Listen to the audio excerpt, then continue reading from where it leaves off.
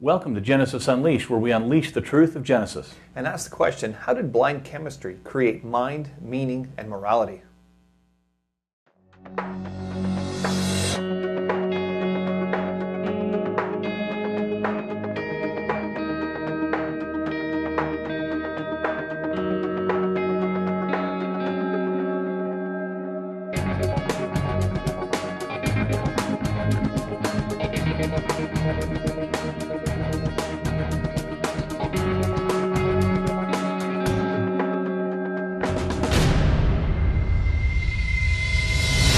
Welcome to Genesis Unleashed, and again on this program we're going to do the next question in the Question Evolution series, and we are on question 11, moving right along. Here's the question. How did blind chemistry create mind, intelligence, meaning, altruism, and morality? Here's the detail on the question. If everything evolved and we invented God as per evolutionary teaching, what purpose or meaning is there to human life? Should students be learning nihilism, that life is meaningless, in science classes? We obviously have a morality that we adhere to, Right. For right or for wrong, and where did that come from? That's the question. That's the idea that question 11 focuses on. There's a quote. There's a fascinating article actually on G.K. Chesterton. You can go to creation.com/Chesterton. For a great article. He was a great Christian apologist, and it kind of deals with this issue of where morality came from. And he said that Darwinism is, quote, an attack upon thought itself. Kind of an interesting tack that he takes there.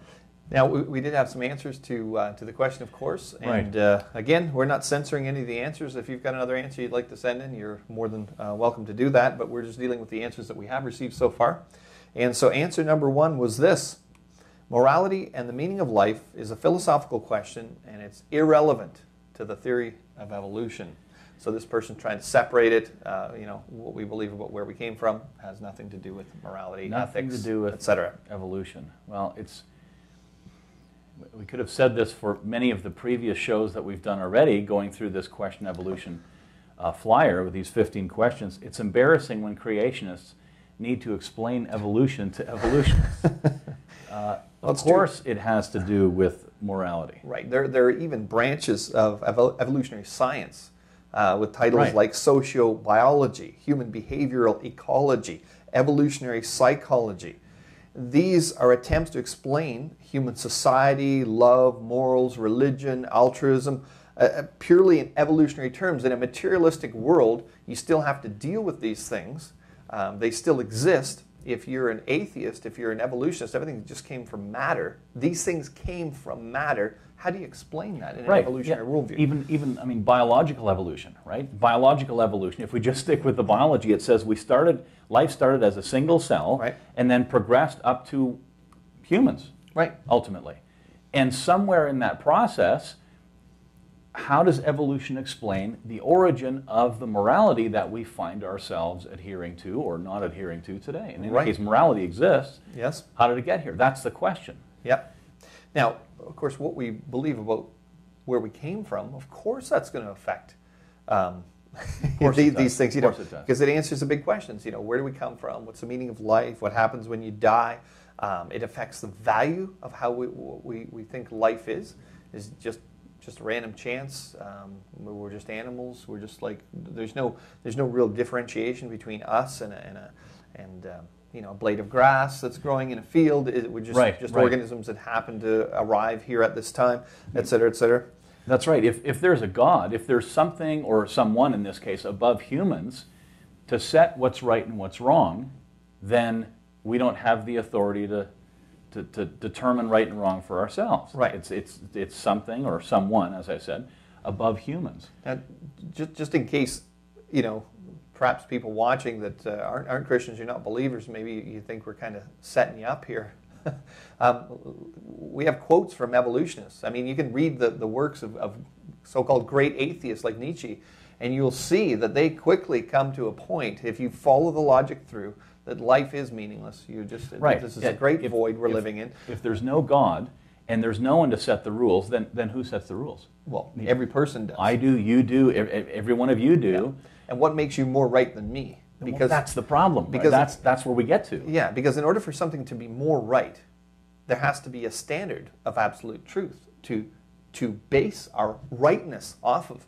But with no absolute lawgiver, you have no absolute law, which means there's no absolute morality, Right. which means there's no way of gauging what is more right than wrong. I mean, if I said to you, what's the more correct answer? 2 + 2 = 5, or 2 + 2 = 5 million? What's more correct? Most people would say 5, right? It's closer to the real answer, but there has to be a real... Neither one's correct. Well, neither one's correct, but I said which one is more correct, right? So 5 is closer to 4 because Okay, 4 is okay. the real truth.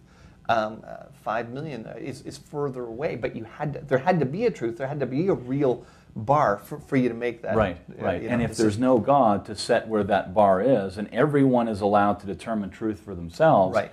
then what's good for you or good for someone else might not be good for me. What I consider bad might not be bad for someone else. Right. So if you work that through to its logical conclusion, what does it mean? There is no good and bad. That's right. Ultimately. And of course, anyone that's trying to appeal to, society makes rules. Well, then you've got to admit that Hitler was right because his society was correct at that time in that place, et cetera, and it all breaks down. Now, here's a quote from William Provine. He's an atheist and a professor at Cornell University. And let's put it in context from an atheist point of view here. He says, "Let me summarize my views on what modern evolutionary biology tell us loud and clear. There are no gods, no purposes, no goal-directed forces of any kind. There's no life after death. When I die, I'm absolutely certain that I'm going to be dead. That's the end for me. There is no ultimate foundation for ethics, no ultimate meaning to life." Here he summarized the morality or amorality that could come from a version of morality that could come from evolution. Right. And we can't really fault him for that. I mean, he's just being consistent. He's being logical, actually, in Yes. his worldview. Yeah. Because, to answer those 3 big questions, where do we come from? Well, he says evolution. What's the meaning of life? There is no meaning There to is life. no meaning of life, yeah. What happens when you die? Nothing.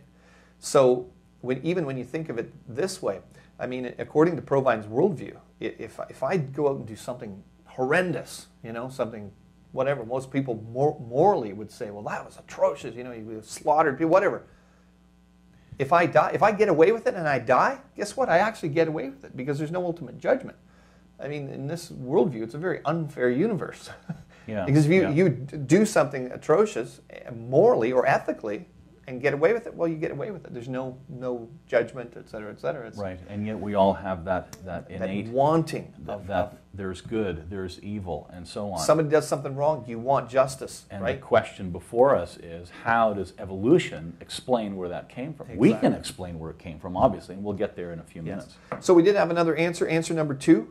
Everyone creates his or her own meaning for life. It's not a question science can answer. Well, that's going along the lines of what Provine just summarized for us, that yes, if evolution is true, then everyone has a right to their own standard of right and wrong. That's absolutely. But it still doesn't answer the question. Right. It's basically another non-answer to how we arrived at the morality that exists today, right? I mean, there are laws in place today that prevent embezzling and plagiarism and theft and murder and rape and everything, And even one of the most famous atheists, Richard Dawkins, well, he calls himself an agnostic now, by the way, officially. He said it was other people that called him an atheist. He's not an atheist, he's an agnostic. Yes, well, I mean, he was always leaning in that direction anyways, Yeah, right? he's 6.9 out of 7% sure that there's no God. Anyway, he agrees. These ideas of morality do not come from evolution. And basically, if evolution were true, there would be no basis for right and wrong when you really think about it. But he wants right and wrong. He says he wants morality. He believes in a society with morality, but yeah, he's even made statements about the Christian worldview versus things like Islam. He said, well, I would rather live in a nation that has a Christian foundation because of the morality that comes from Christianity. You Right. recognize that as an atheist. yeah. Now he's in a debate with Jaron Lanier, and this evolutionist asks him about morality. He says there's a large group of people who simply are uncomfortable with accepting evolution because it leads to what they perceive as a moral vacuum in which their best impulses have no basis in nature. Now notice that that Jaron is actually saying that we have these impulses, which is the whole purpose of the question here. Where did they come from? Why are they there in an evolutionary world? Right. And Dawkins said, well, all I can say is that's just tough. We have to face up to the truth. So Dawkins is admitting, well, you know, they're there. We don't know why they're there. There is no basis for morality, but that's just tough. So I guess if people get consistent with the concept that they are there for, you know, that they're not really real in a sense, these morals, these concepts that we have, they're just fabricated rules. It would be like me and you playing a game of Monopoly. Yeah. I mean, and we agree beforehand on the rules of the game. Right. But they can be changed at any point. They can be bent and modified. As a matter of fact, if you're winning, you know, I remember being a kid and I had 5 older brothers, and you didn't like losing, right? So when you got to a certain point and you realized you just weren't going to win, you grabbed the board and went, yeah, because you didn't care anymore. And it didn't matter because they weren't real rules anyway, I guess. But anyway. And some evolutionists, I mean, we're seeing a change now as the morality, as people are becoming more consistent with the morality that comes from evolution or can be based on evolution. Well, the fact that there is no morality, that's the whole point. Or there's, well, can't you develop a morality that says there's no right and wrong, I can do what I want? You can also develop a morality that says the strongest survive and therefore I'm going to wipe everybody else out. That's the morality that could come from evolution. There are moralities that can come from evolution. Yep. But the question is, how do you get right and wrong? And the world that we find ourselves in, where people say it's wrong to kill, it's wrong to lie, it's wrong to cheat, and so on. But lying, let's take lying for example. Evolutionists have said that it's okay to lie. If you're teaching evolution, in order to get to an end, the end justifies the means type of thing. It's okay to lie. Teach falsehoods in order to convince someone of evolution, because that's more right than them becoming a creationist. For example. Yeah. If you go to creation.com/deceive. There's more information there on evolutionists saying, yeah, we can lie. It's not a problem there to get people to believe in evolution. To students, yeah. But why stop at lying? I mean, if the whole morality is supposed to be turfed on the basis of evolution, then if we just evolved from pond scum and we're just evolved animals anyway, like all the other animals, then what's wrong with murder? Why? I mean, lying people might say, well, yeah, you can lie under the right circumstances. Well, let's murder. Let's take it to an extreme. There was a recent article in the Journal of Medical Ethics. Interesting titles for this journal, seeing as how they published a paper called After Birth Abortion, Why Should the Baby Live? And the abstract reads this way. This is the abstract of the article. Abortion is largely accepted even for reasons that do not have anything to do with the fetus's health, by showing that 1, both fetuses and newborns do not have the same moral status as actual persons, 2, the fact that both are potential persons is morally irrelevant, and 3, adoption is not always in the best interest of actual people. The authors argue that what we call after-birth abortion, killing a newborn, should be permissible in all cases where abortion is, including cases where the newborn is not disabled. Right. Now, that is absolutely shocking to most people, whether you're it's a theist, an atheist, whatever you want to the barbaric societies of hundreds of years ago, where people sacrificed their children to some weird god or some superstitious notion. Yeah, and I mean, we can follow this through, okay. So we're evolved animals. The baby, growing in the womb is not a real person. We can get rid of them. Then we're going to bring it up to the 2nd trimester. Well, whatever. If it's got a birth defect. Of course, in Canada, we have no law against, late-term abortions here in Canada. Most Canadians think it's within the first 3 months. That's not true. 9th month, you've just had your 3D ultrasound. You can kill the baby, right, in the womb. And this is just really the next step. This is just the next step. logical progression on the basis of evolution. As a matter of fact, it's the same argument that we would use. We would say, listen, it's no different before the baby's 1 second before the baby's born to 1 second after the baby's born. It's still a person. They're arguing along the same lines. They're saying, you're absolutely right. So why not kill the baby after the baby comes out? And what was shocking in the article, of course, and because there is no line, once you take away an absolute morality, there's no line. Yeah, once they're born, I mean, why not kill a 2-year-old Yeah, or a 10-year-old? Exactly. There was no mention of when you do become a person. So is that 2 years? Is it 12 years? Is it 16? I mean, right. Whatever. For more details on that, go to creation.com/abortionafterbirth. Creation.com/abortionafterbirth. There's also a fascinating video that we've embedded into that article. Video, it's hosted on YouTube, of course, about a 4D ultrasound, actual movement, not just 3D pictures, but like video, essentially. Yeah. Essentially, new technology, 4D ultrasounds, and all kinds of amazing details there about how a young one grows inside mom. Exactly. And I mean, contrast that, this whole discussion about well, you kill them before they're born, kill them after they're born, and contrast that with Proverbs 6:17, where it says, one of the things that God hates is hands that shed innocent blood. There is no blood that is more innocent than that of a newborn baby. Exactly. Or an unborn baby. Now, incredible. Just so people don't think that what we're saying is, oh, if you believe in evolution, if you're an atheist, you're going to be a coldblooded murderer or killer or anything like that. We need to deal with that. I've got friends that aren't believers, that are atheists, etc., and I don't think that they're nice people. They're right? nice moral people, sure. moral people, etc., etc. But the fact is that the foundation for ethics does not come from an evolutionary worldview, because as soon as you get to the point where you think there's no creator, there's no absolute morality, etc., etc. So what we're just pointing out is it doesn't mean necessarily that you're not going to be a moral person or have any kind of ethical standard. What we're saying is you're going to have to borrow that ethical or moral standard from some other belief system, or you're just going to make it up arbitrarily, which means then even though you've got people that are moral and ethical that are atheists or evolutionists, atheistic evolutionists, that didn't come from their worldview. They're just, it's either arbitrary or you're borrowing it from somewhere else. And you don't have a hardline stance as to say why your worldview is better than anyone else's or is more correct. And then you're on the path that Provine summarized for us a few minutes ago. Right. Now there's a great article on the website talking about the foundation for ethics. Just go to creation.com/ethics, and you're actually going to see an article where an evolutionist wrote in to our website, and he was trying to explain, well, he's a moral person, you don't need God to have morality, etc., etc. And it's just a great article to read through to show why. Again, you can choose some arbitrary standard of what's considered high morals or high ethics, but really in a materialistic worldview, you don't even have a basis to determine what's more right than more wrong. That's right. However, with the erosion of Christian values, or let's say biblical values, in a lot of Western nations, the UK, Canada, the US, Australia, places like that, you see that standard being replaced with something closer to what Dr. Provine summarized, the morality that comes from evolution.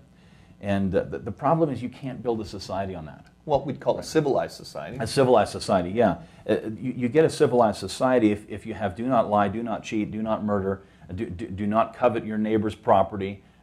You can build a society on that. Or take economy, for example. You can't build an economy if you don't have that morality in place, the Christian morality, essentially. Yep. If you don't have do not lie, do not steal, do not cheat, and have laws imposed by the government on everyone in the country, how can you have an economy if there's no law against embezzling? Well, just go and rob a bank, take money from your company, steal time, steal whatever. Yep. I wonder, with the degradation of those Christian standards in a lot of Western nations, what the future is going to hold. We have the Bernie Madoffs and the economic downturns that we're in right now. Yeah. Meanwhile, a few years back, there was numbers coming out of some African nations, for example, of 28,000 people a day making professions of faith for Christ. Yeah. China, look at the church in That's China. That's right. There's a huge underground church in China, even though it's illegal. It's not legal to be a Christian in China, or to have a church anyway.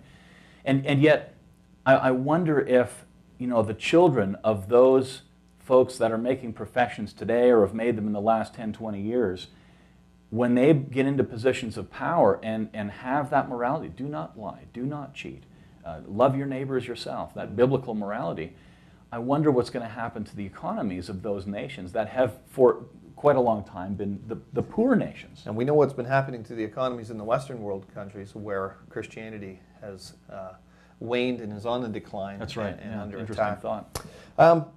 You can go to creation.com, of course, and see all the 15 questions for evolutionists that we have. You can look at the other videos that are made, and stay tuned for other ones upcoming as well.